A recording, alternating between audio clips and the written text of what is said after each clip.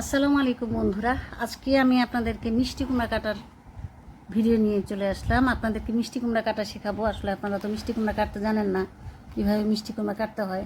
আসলে অনেকেই জানে না, আমি সবাইকে শেখাই, কিন্তু কেউ শিখতে চায় না। আসলে আমি নিজেই মিষ্টি কুমড়া কাটতে জানি না, এটা হলো আমার কাটা দেখে আপনারা বুঝতে পারছেন।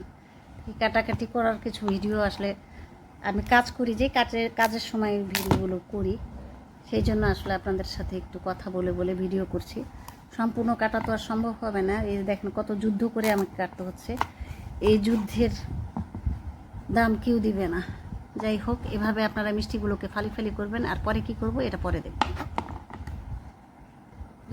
এখন আমি এই মিষ্টি কুমড়া ছাল তুলে ফেলবো। ওর ছাল তুলে ওর বাপ দাদার নাম ভুলিয়ে ফেলবো, কেন ওর শরীরের চামড়া এত মোটা কেন?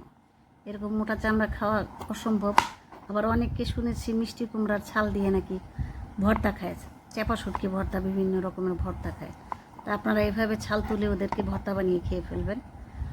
আর এটা কাটতে যে আমারও অবস্থা আসলে বেশি খারাপ হয়ে যাচ্ছে, মনে হচ্ছে আমার হাতেরই ছাল চলে যাবে। তো এইভাবেই এটাকে কারণ ছিলতে গেলে অনেক যুদ্ধ করতে হয়েছে। আর আমি এভাবে ইচ্ছে করে আস্তে আস্তে করছি, কারণ আমার হাত যদি কেটে যায় তাহলে আমার আম্মু যাবে, ছালাও যাবে, তখন কোনোটাই হবে না। দেখেন কেমন শক্ত মিষ্টি কুমড়া, এগুলো আমের মতো একেবারে নরম হবে, কুচু কুচু করে কেটে ফেলবো, সেটা ভালো লাগে। কিন্তু এরকম শক্ত শক্ত মিষ্টি কুমড়া কাটতে গেলেও তো অনেক সময়ের বিষয়, তাই না? এইগুলো শুনে না, অনেকগুলো আবার ভালো থাকে, ভদ্র থাকে, তাদেরকে ইজিতে কেটে ফেলা যায়।